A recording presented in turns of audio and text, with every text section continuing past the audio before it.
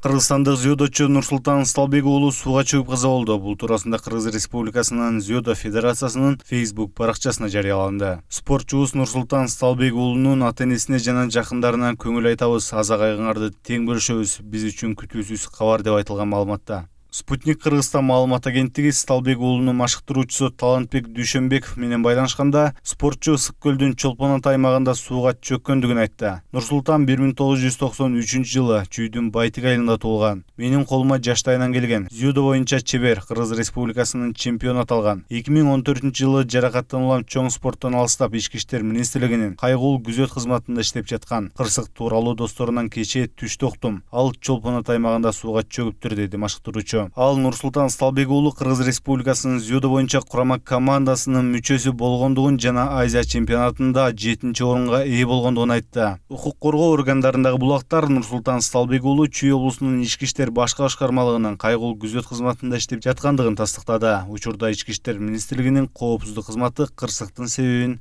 аныктап жатат.